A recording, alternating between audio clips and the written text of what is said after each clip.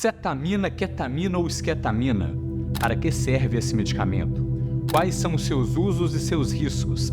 Tem uso na saúde mental? Esse vídeo será sobre essa substância. Vamos lá.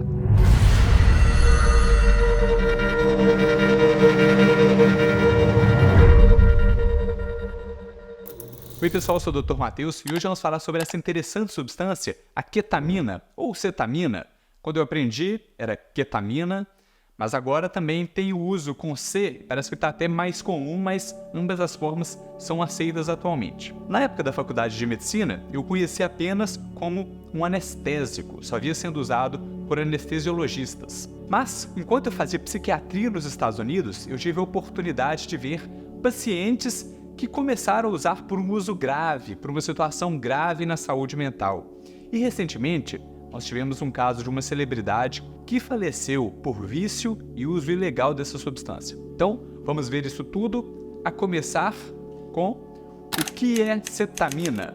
Então, pessoal, a cetamina ou ketamina foi sintetizada pela primeira vez no ano de 1962 nos Estados Unidos, enquanto se trabalhava para tentar se desenvolver um anestésico que fosse seguro e eficaz, com menos efeitos colaterais do que os que usavam na época. Então, antes da cetamina, se usavam anestésicos inalatórios como éter ou clorofórmio, que tinham desvantagens importantes, como por exemplo, eles eram muito mais lentos na indução e na recuperação. Significa que no processo de anestesia precisava de vários minutos até que o paciente entrasse no nível de anestesia e depois, se o paciente sair desse estado, também demoravam vários minutos.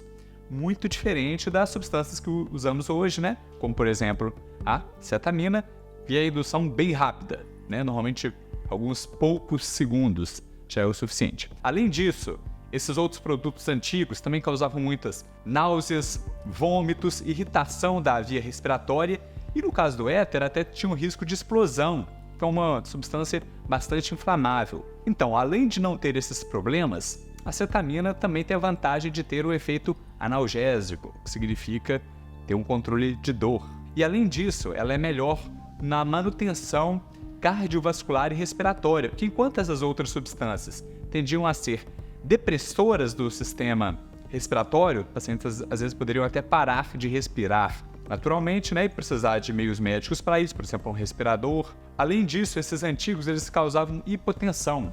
A cetamina, por exemplo, é mais estável e até pode aumentar um pouquinho a pressão, o que às vezes é interessante porque outras substâncias que podem ser usadas nessa situação também tendem a baixar um pouco a pressão. Então, a ketamina ou cetamina foi aprovada pelo FDA americano, que é o equivalente à Anvisa, em 1966, inicialmente como um anestésico.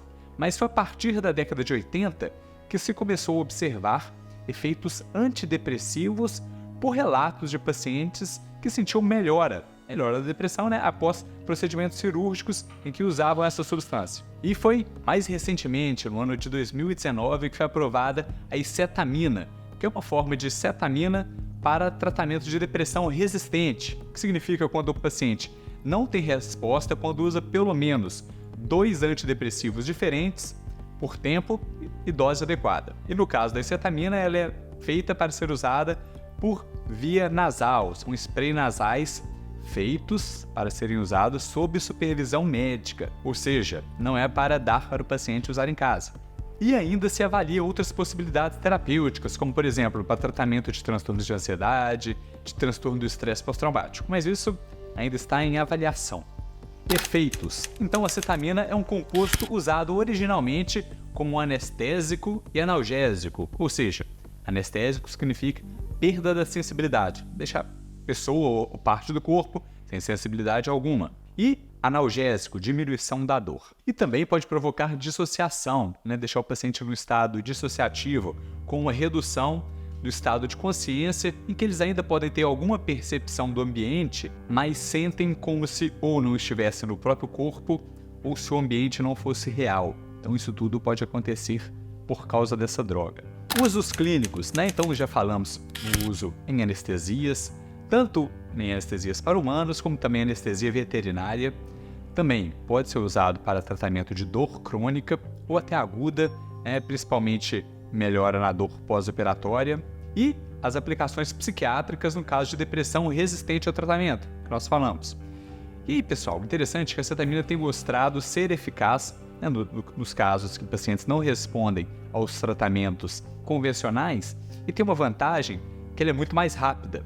Os antidepressivos tradicionais, eles podem demorar em torno de até 2 semanas para começar a ter efeitos, sendo que o efeito máximo considera a partir de 6 semanas, isso para a maioria. Já no caso da cetamina, já pode-se observar efeitos em apenas alguns minutos ou horas, tá? Em alguns casos, ainda assim, alguns poucos dias, mas com certeza muito mais rápido do que os medicamentos tradicionais para a depressão. Tá gostando do vídeo? Tá aprendendo? Então deixa o like que isso nos ajuda a fazer esse vídeo chegar a mais pessoas. Efeitos colaterais. Então, pessoal, efeitos colaterais que podem ser tanto da cetamina injetável como da de uso intranasal podem incluir, então, náuseas, vômitos, tontura, aumento da pressão arterial e os sintomas dissociativos. Por isso, a cetamina deve ser sempre aplicada em ambiente controlado por profissionais de saúde. Isso por causa tanto dos efeitos psicoativos e até pelo risco de abuso também. Então, deveria fazer isso e manter em acompanhamento por pelo menos 2 horas. Quando eu estava lá nos Estados Unidos, eu estava na posição de médico em treinamento, então eu participava desse momento em que o paciente ia usar pela primeira vez a cetamina. Então, aplicava lá numa salinha, eu, e uma outra médica responsável também. Então, a gente aplicava, spray nasal no paciente e observava, viu, se o paciente estava bem, se ele estava percebendo algo diferente e ia medindo de tempos em tempos a pressão e a frequência cardíaca.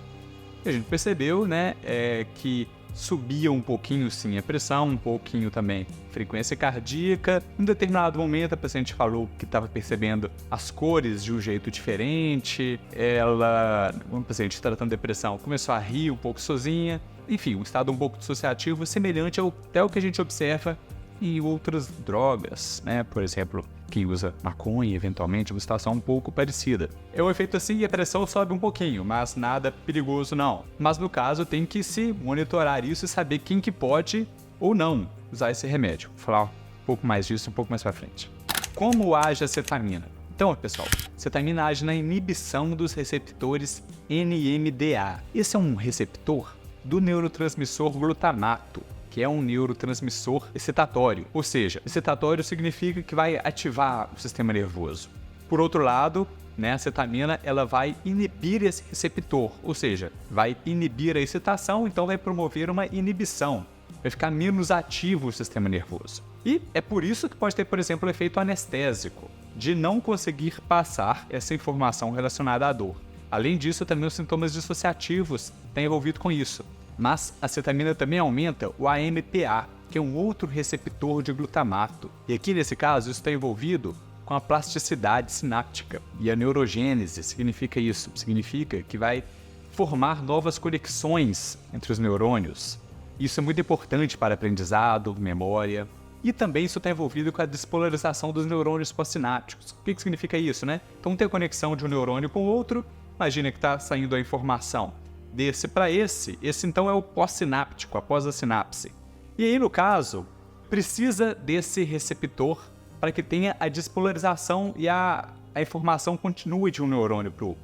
É a comunicação dos neurônios. Esse receptor está envolvido com isso e a cetamina acaba que aumenta esse AMPA. A cetamina também interage com outros sistemas neurotransmissores, como GABA, opioides e monoaminas. Monoaminas são, por exemplo, serotonina, noradrenalina, dopamina, e é por isso que essa substância também está envolvida com os efeitos antidepressivos. Como usar? Então, inicialmente, o paciente vai usar no ambiente controlado, então tem um outro profissional de saúde para poder acompanhar. Inicialmente, sugere 1 vez na semana.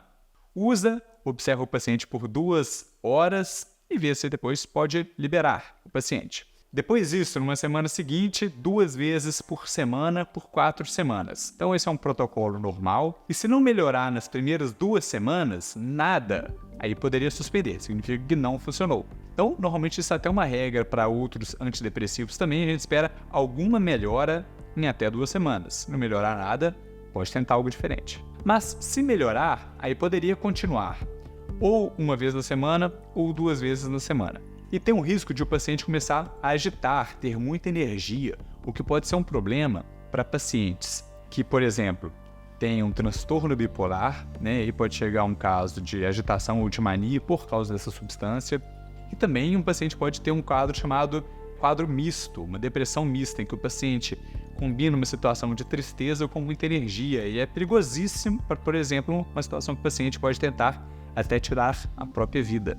Quem tem problemas cardíacos, a princípio, não deveria usar esse medicamento, a não ser que tiver uma situação controlada, sem riscos, se, por exemplo, a pressão subir ou se a frequência cardíaca aumentar. Então, na dúvida, é preferível que tenha, então, um laudo do cardiologista desse paciente. E a saber, essa substância pode ter uma interação com lamotrigina, naltrexona e benzodiazepínicos, tá? É preferível que não se use essas outras substâncias se for usar a acetamina. Quais são os principais riscos da acetamina? Então, pessoal, a gente já falou das experiências dissociativas, que é quando o paciente, por exemplo, pode sentir que ele está fora do corpo, da realidade, do ambiente ao redor. Pode ter também alucinações visuais ou auditivas, pensa que vê algo que não existe, luzes, sons que não existem. Efeitos psicodélicos também, muda a percepção do tempo, do espaço, da própria identidade. Para alguns pacientes isso pode ser algo bastante assustador até. Alguns efeitos cognitivos e neurológicos, por exemplo, uma confusão ou uma desorientação. Isso, especialmente após a recuperação da anestesia, se for ter usado uma dose alta. Também tem um risco de dependência e abuso, né? Então, é uma substância que tem esse risco por causa dos seus efeitos de euforia e dissociativos. Tem gente que busca usar ilegalmente para ter esses efeitos. Risco de delírio e agitação, né? A gente falou que em doses altas, alguns pacientes podem estar mais suscetíveis a isso, especialmente quem tiver transtorno bipolar, ou quem já teve outros episódios de uma depressão mista, nessa depressão que fica ao mesmo tempo deprimido, mas com muita energia. Pode ter também uma cistite induzida por cetamina, que é uma infecção urinária com dor ao urinar, necessidade frequente de urinar por causa da cetamina. E os efeitos cardiovasculares, né? Falamos, aumento da pressão, aumento da frequência cardíaca. Se o paciente já tiver algo cardiovascular, ter muito cuidado, se possível pegar um relatório do cardiologista. Além disso, alguns efeitos respiratórios, menos comum do que outros anestésicos, mas em doses muito altas, pode sim também causar uma depressão respiratória. E efeitos gastrointestinais, náusea e vômito. O uso ilegal da cetamina. Pessoal, recentemente teve o caso da Didia, que era uma pessoa famosa na região norte do país pelo seu papel de sinhazinha do boi garantido, lá no Festival de Parintins. E ela recentemente foi a óbito por uso abusivo de cetamina injetável. E aí tem vídeos chocantes que mostram ela dopada, assim como o irmão dela também e a mãe gravando tudo. E a mãe até fazia apologia para que outros também usassem essa substância. Então, essa substância é potencialmente viciante e, se usado sem controle, pode até causar overdose e morte. No caso dela, parece que elas conseguiam essa substância para uso veterinário, tá? Conseguiu com uma veterinária e elas aplicavam nelas, tanto a Didia, a mãe dela, o irmão. E aqui vale a máxima, que a diferença do remédio para o veneno é a dose. Ficou com dúvidas sobre esse assunto? Então deixa aqui nos comentários. E se gosta de material como esse, se inscreva no nosso canal e se assinar o sininho, você fica sabendo assim que tiver um vídeo novo. Valeu, pessoal. Até o próximo vídeo.